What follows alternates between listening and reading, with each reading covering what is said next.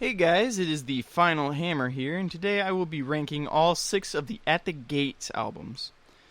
Now, Gardens of Grief will not be on this list as it is not a full studio album. I almost didn't include Terminal Spirit Disease, but I gave that album a pass because of its influence on the band's later albums. Now, At the Gates has been around since '92, so they've been around for 27 years. And only 7 of those years the band has actually been active.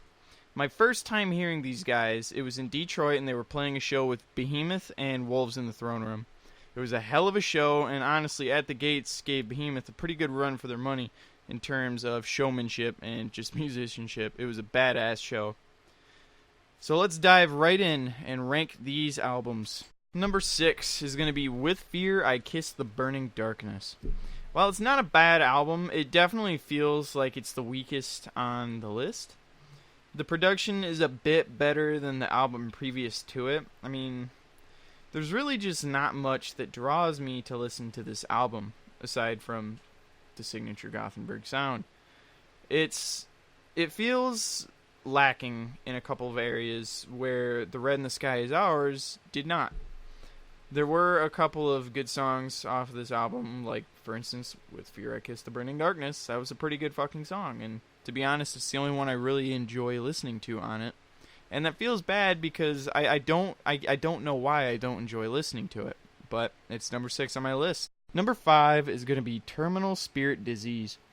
This album almost did not make the list, as the time without live tracks is only like 22 minutes.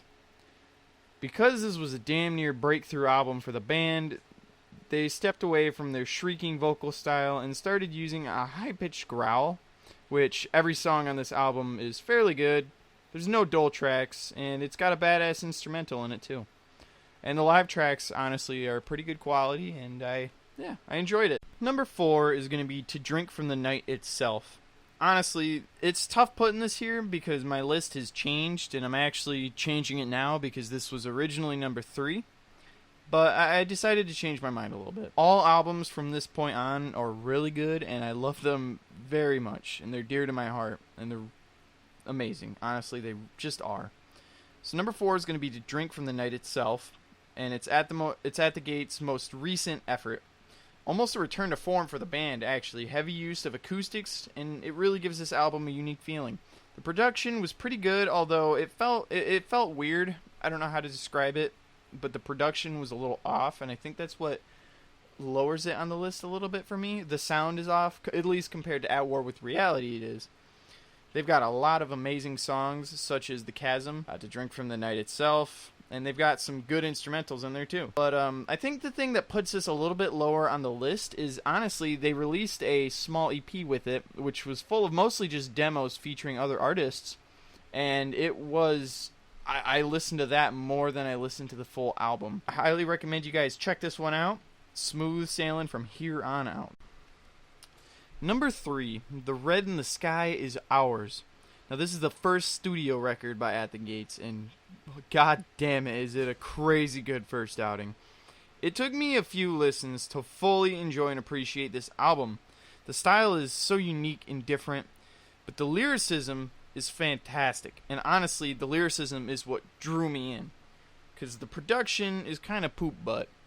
But the drums are so smooth, and the way they hit is so smooth, and the way they play is so smooth. Honestly, the drums is such a... It shines in this record.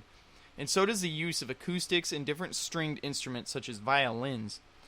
Songs such as Neverwhere, Kingdom Gone, The Red in the Sky Is Ours. There's so many fantastic songs. Windows. I can't believe I forgot Windows. This is without a doubt one of my favorite At the Gates records, and it really does a fantastic job at proving that. And this is what started it all for the band, really. I mean, unless you count Gardens of Grief. Number 2 is going to be At War with Reality. Their comeback album after nearly 20 years off. Many were afraid that it would let the fans down, but in my opinion, it did far from that. It was a breath of fresh air and new life into the band, with amazing production and sound. It picks up where Slaughter of the Soul left off. Even though it's not my number 1 pick, it might just be my favorite album by them. and possibly one of my favorites of all time. Some of my favorite songs off of this record have got to be The Night Eternal, Head of the Hydra, Heroes and Tombs, and Book of Sand. The new sound of the vocals is welcome as well, as it's such an evil rasp and scream, and a very dark type of album. Absolutely kicks ass. This was really my first intro into the band after I had seen them live. I just needed more. Number 1 is going to be Slaughter of the Soul. That's right, I don't think anybody thought it would be anything else.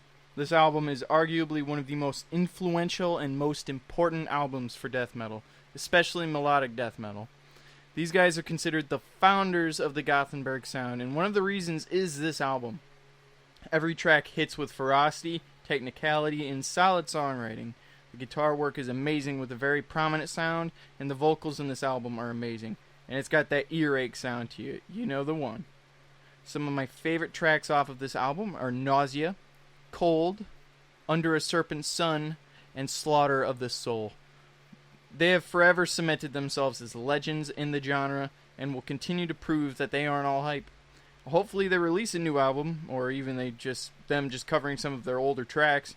I would love to hear that with higher quality and better production. Hope you guys enjoyed my first ranking. That was The Final Hammer. Please hit the like button, subscribe if you haven't already, comment down below an album you'd like me to review, and I will get right on that. Thank you very much.